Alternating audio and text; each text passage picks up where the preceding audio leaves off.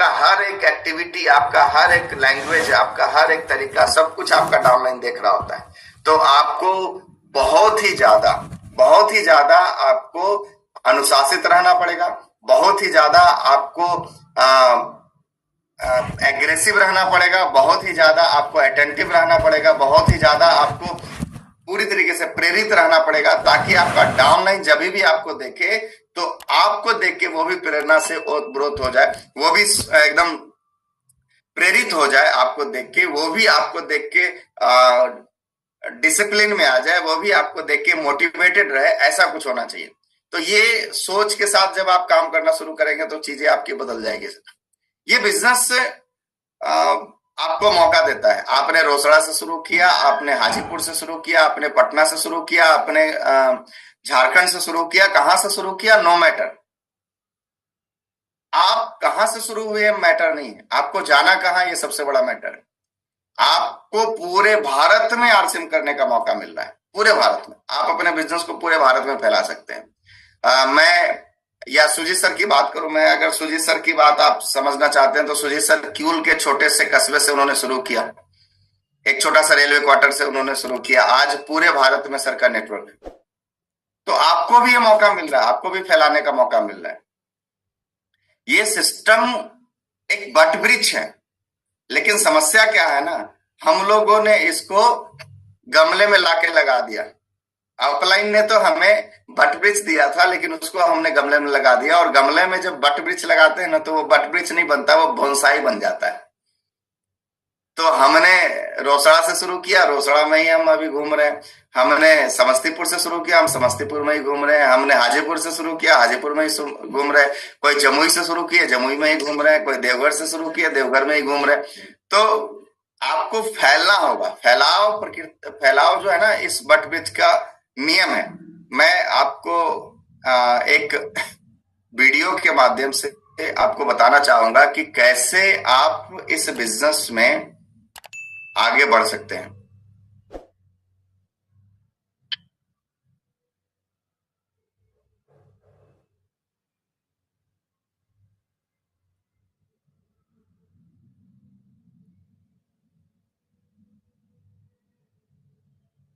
तो फैलाव करने के लिए हमें क्या करना पड़ेगा, घर से थोड़ा सा बाहर निकलना पड़ेगा। कैसे आप इस सिस्टम में काम कर सकते हैं, कैसे इन सब चीजों में बढ़ सकते हैं, इसको एक बार स्क्रीन शेयर मैं आपको करना चाह रहा हूं। ओके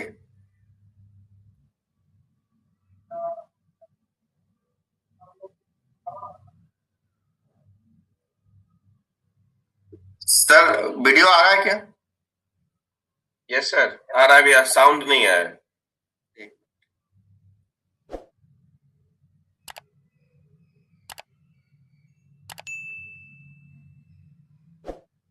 प्ले नहीं हुआ है सर।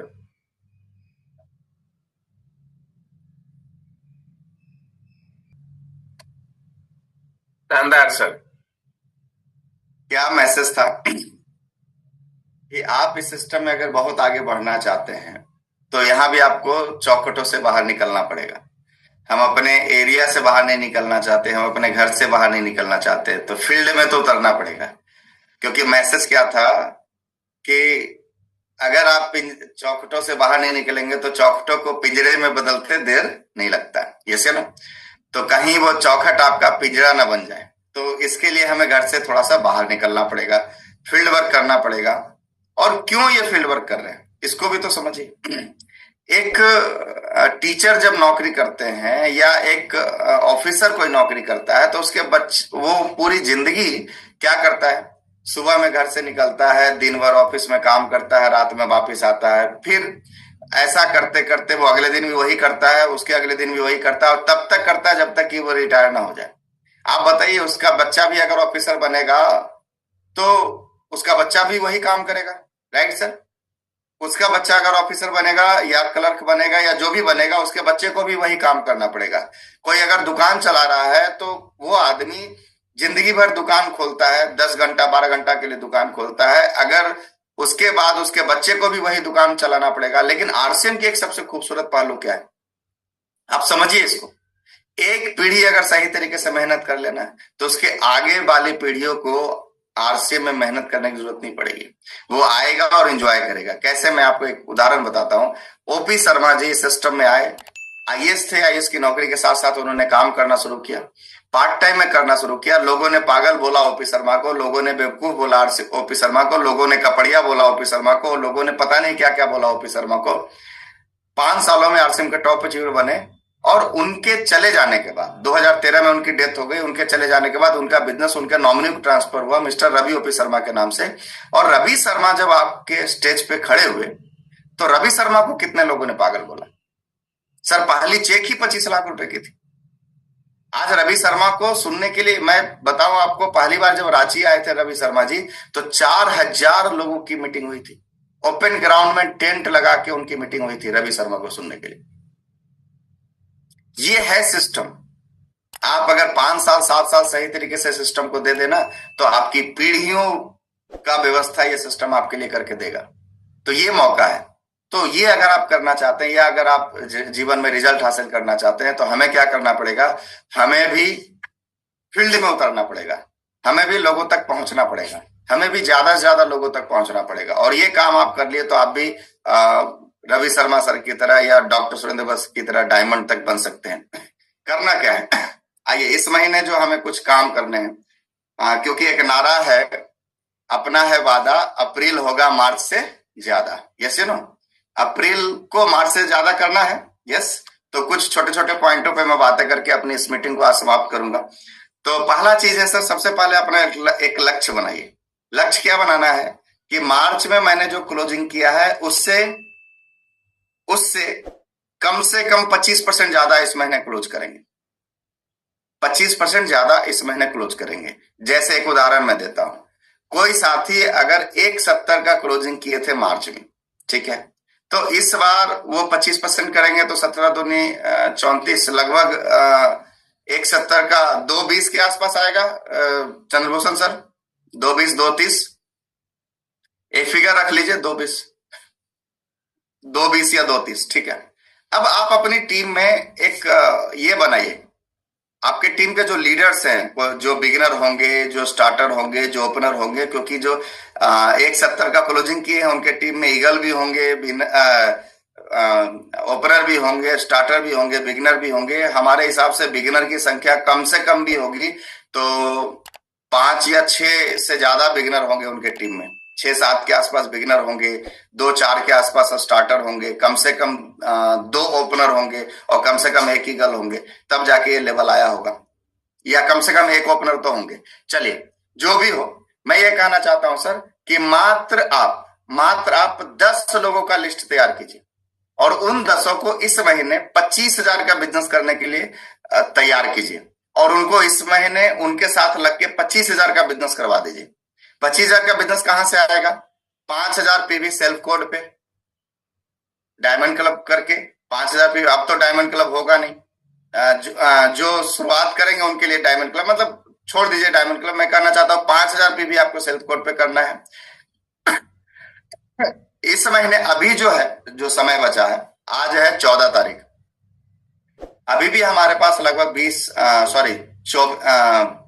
16 दिन और बच रहा है। इस 16 दिन में हम लोग अगर 4-4, क्योंकि ये 10 लीडर हैं, ये आराम से कम 2-2 3-3 होम मीटिंग डेली कर सकते हैं, कम से कम।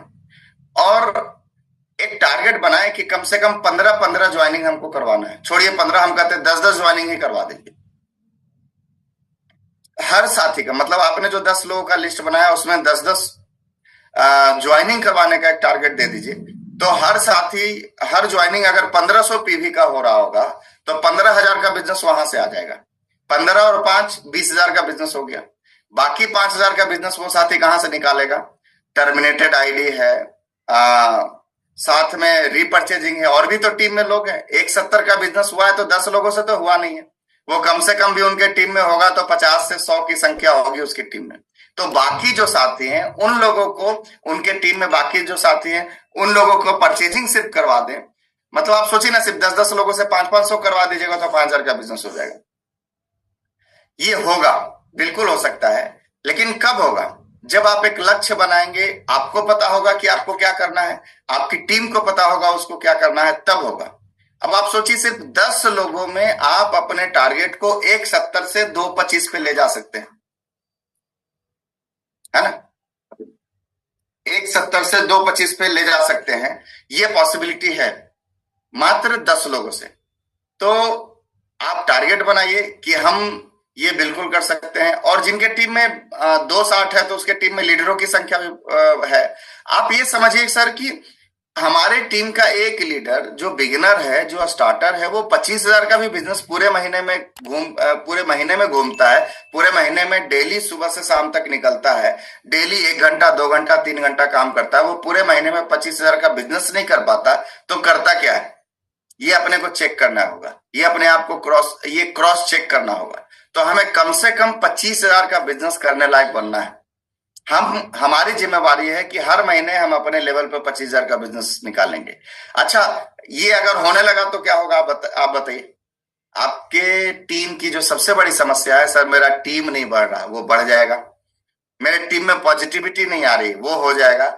मेरे टीम में वो लोगों की पिन नहीं बदल रही है, वो हो जाएगा। तो ये सारा कुछ हो जाएगा, आपका टीम पॉजिटिव हो जाएगा, आपका टीम एक्टिव हो जाएगा, आपका टीम मोटिवेटेड हो जाएगा, आपका टीम तैयार हो जाएगा आपके साथ चलने के लिए। तो 25,000 पीवी के टारगेट में लोगों को लाना है और उनको पूरा करवाने पे आपको पूरी तरीके से लग जाना है। सर एक बार इन 10 को अगर आप 25,000 करने का तरीका सिखा दिए ना, 25,000 करना इन लोगों को आ गया ना, अगली बार ये 25 से 30 भी कर लेंगे, 40 भी कर लेंगे। हम कहना चाहते हैं, अगर हमको 25,000 का बिजनेस निकालना आ गया तो हम 30 भी निकाल लेंगे, हम 40 भी निकाल लेंगे, हम 50 भी निकाल लेंगे। लेकिन अगर हमको निकालना ही नहीं आया, बिजनेस ही नहीं निकालना आया, तो हमारे लिए तो 5,000 भी बड़ा टफ है। यस या नो। शुरुआती में हमारे लिए 5,000 भी बहुत टफ था, लेकिन आज मेरे लिए 2-4 करोड़ रुपए कब हो जाता पता भी नहीं चल जाता, 2-4 करोड़ का टर्नओवर कब हो जाता है ये हमें पता भी नहीं चलता। तो ये सब अगर आपको करना है तो पहला चीज सर, लक्ष्य बनाइए। दूसरा, उसको एक इमोशन से जोड़िए कि अगर हम 25,000 का बिजनेस करेंगे और हमारी टीम से 10 लोग 25,000 का बिजनेस करेंगे, तो हमारा लेवल क्या होगा और हमारी इनकम क्या होगी। और अगर हमारी इनकम 20,000 या 10,000 या 12,000 होगी, तो 10-12,000 के इनकम में हमारे जीवन में कौन कौन सी समस्या खत्म होगी। ये एक इमोशनल अटैचमेंट होना चाहिए आपके टारगेट के साथ, क्योंकि ये समस्या खत्म होगी हमारी, हम अगर 10,000 5,000 बिजनेस करेंगे तो। यस या नो। तो ये आपको टारगेट तय करना पड़ेगा। दूसरा है सर, दूसरा ये है कि अभी से लेके पूरी तरीके से लग जाना होगा कि इस टारगेट को किसी भी स्थिति में हासिल करना है। डेडिकेशन रखिए, मेंटली पूरी तरीके से अपने आप को तैयार कीजिए कि किसी भी स्थिति में मुझे ये करना ही है, कुछ भी हो जाए करना है। और मैं आपको बताऊं, मैं इन सब चीजों पे काम करना शुरू कर दिया हूं, लोगों को लक्ष्य के साथ जोड़ के। सबसे पहले अपना टारगेट बना के लोगों को टारगेट बनाने पे काम कर रहा हूं। हम में से मैक्सिमम लीडर क्या करते हैं, काउंसलिंग करने जाते हैं, लेकिन सबसे बड़ी समस्या ये होती है सर कि वो क्या काउंसलिंग करते हैं। काउंसलिंग आप कैसे करेंगे किसी का, जब तक कि आपका खुद का लक्ष्य नहीं होगा। आप बताइए हमें, कोई भी कंपनी आपको जो टारगेट देती है कब देती है। न्यूट्रीचार्ज ने आपको टारगेट दिया 30 पीस न्यूट्रीचार्ज वुमेन का, क्यों दिया पता है? क्योंकि उसका पहले टारगेट था, क्या टारगेट था चंद्रभूषण सर? 15 करोड़ महिलाओं तक पहुंचना है। जैसे ना, उसने पहले अपना टारगेट बनाया, उसके बाद उसने काउंसलिंग करके हम लोगों को टारगेट दिया। क्या आप अपनी टीम का काउंसलिंग करने से पहले खुद का टारगेट बनाते हैं? अगर आप बनाते हैं तो आप सही काउंसलिंग कर रहे हैं, और अगर नहीं बनाते हैं तो आप सही काउंसलिंग नहीं कर रहे हैं। मतलब सही उत्पादकता आप अपने टीम से नहीं ले पाएंगे, सही चीज आप नहीं ले पाएंगे जो आपको करना है। तो काउंसलिंग करिए, पहले टारगेट बनाइए, उसके बाद उसका काउंसलिंग करिए। अब कुछ छोटी छोटी चीजों को अपने को करने की जरूरत है। इससे क्या होगा सर कि हम मार्च में जो रिजल्ट हासिल किया ना, उससे भी ऊपर हम अप्रैल में हासिल कर सकते हैं, उससे भी ऊपर बढ़ सकते हैं। टीम है, लोग हैं आपके नीचे, बस उनको सही तरीके से एक जगह पर ले आना है, उनको एक सही दिशा में ला देना है। हमारी टीम के बहुत सारे घोड़े, बहुत सारे लीडर सब हैं, लेकिन समस्या ये है सर कि सारे घोड़ों को एक रथ में तो आपने बांध दिया है, आरसीएम रूपी रथ में तो बांध दिया है, लेकिन सब के सब अलग अलग दिशा में दौड़ रहे हैं, तो वो रथ कहाँ पहुंचेगा? तो पता चलता है वो रथ वहीं का वहीं रह जाता है। सबको एक दिशा में जब ले आएंगे ना, तो रथ आपका भागेगा भी और आगे भी बढ़ेगा और प्रोग्रेस में भी रहेगा। तो ये अपने को करने की जरूरत है, और ये करने के लिए आपको मीटिंगों का सहारा लीजिए, सिस्टम का सहारा लीजिए, मीटिंगों में आते रहिए। पहले क्या होता था और अभी क्या में अंतर क्या है? अभी बिजनेस क्यों नहीं बढ़ रहा हम सब लोग का? सबसे बड़ी समस्या क्या होती थी? पहले हम अपनी टीम को लेके अपलाइन के मीटिंगों में आते थे समझवाने के लिए। अब हम क्या करते हैं? अपनी टीम को लेके खुद बैठते हैं समझाने के लिए। सही बोल रहा हूं या गलत बोल रहा हूं? क्योंकि हम सीख लिए हैं, हम सीख लिए हैं, हमको लगता है कि हम सीख लिए। सर ये सिस्टम समझाने का नहीं है, ये सिस्टम समझवाने का है। फिर से समझवाना शुरू कर दीजिएगा तो फिर से ये बिजनेस बढ़ना शुरू हो जाएगा, फिर से आपका ग्रोथ होना शुरू हो जाएगा, लीडरों का ग्रोथ शुरू हो जाएगा। थर्ड पार्टी का रोल हमेशा काम करता है सिस्टम में। तो ये कुछ छोटी छोटी चीजें जिसे हमें अपने को करने की जरूरत है। तो लास्ट में बस इतना ही कहना चाहूंगा, सपने देखिए, उस सपनों को पूरा होने तक आपको पूरी तरीके से फोकस्ड रहना है। सपनों को चोरी होने से बचाना है। कोई भी सपने चुरा सकता है, उन सपनों को चोरी होने से बचाना आपको। पॉजिटिव लगे रहिए, और पॉजिटिव बनने के लिए जो माहौल में आना है उसको आइए। पॉजिटिविटी अगर आपको किताबों से मिलती है तो किताबों को पढ़िए, कैसेट सुन के मिलता है कैसेट सुनिए, रील मत देखिए प्लीज। रील से जितना दूरी बनाइएगा उतना ज्यादा अच्छा रहेगा। सेमिनारों में आइए, बिल्कुल आइए। ये जो सुबह की जूम मीटिंग है इसमें शामिल होइए। इसके अलावा भी जो जूम मीटिंग होती है, यूईएस की जो प्रोग्राम होता है, उन सब चीजों में अगर आप पॉसिबिलिटी है तो शामिल होइए। देखिए हमारा जो रोल है इस सिस्टम में ना, प्रमोशन करने का है। हम प्रमोशन कब करते हैं? हम अपने हिसाब से प्रमोशन करते हैं। अच्छा ये मीटिंग में ये है तो छोड़ो, आपको क्या अच्छा लग रहा है वो इंपॉर्टेंट नहीं है, आपके टीम के लिए क्या अच्छा है ये सबसे ज्यादा इंपॉर्टेंट है। तो टीम को सोचते हुए कोई भी डिसीजन लीजिए। तो प्रमोशन खूब करिए, जम के प्रमोशन कीजिए। जब आप जम के प्रमोशन करने लगेंगे, बिना सोचे समझे प्रमोशन करने लगेंगे, तो एक बड़ा रिजल्ट आपके पास होगा। तो थैंक यू सो मच। इस महीने हम लोग बड़ा करें, और बड़ा तभी होगा सर जब हम फील्ड में होंगे, घर से बाहर निकलेंगे। ये सारी कैलकुलेशन, चाहे दुनिया के बड़े बड़े कैलकुलेटर क्यों ना आ जाए, दुनिया के बड़े बड़े मास्टर आपके सामने क्यों ना आ जाए, सब बहुत अच्छा अच्छा कैलकुलेशन आपके सामने करके चले जाएं, लेकिन अगर आप फील्ड में ही नहीं होंगे तो ये सारा कैलकुलेशन फेल होगा। दुनिया का कोई भी गणितज्ञ आपको उस जगह पे नहीं पहुंचा सकता जहां पे आप पहुंचना चाहते हैं। तो आपको फील्ड में उतरना पड़ेगा, और फील्ड ही है जो आपकी सारी समस्याओं का हल है। तो आप सब लोग फील्ड में उतरे, और इस बार अप्रैल को बड़ा करें। और अप्रैल भी बोल रहा है कि भैया हम ज्यादा ना गर्मी पड़ेंगे ना ज्यादा ठंडा, इतना अच्छा सुहाना मौसम हो रहा है, हर दूसरे दिन आंधी आ रहा है, तूफान आ रहा है। इसका मतलब है कि इस महीने बिजनेस में भी कुछ अलग तूफान आने वाला है। तो थैंक यू सो मच, आप लोगों ने हमें धैर्यपूर्वक सुना।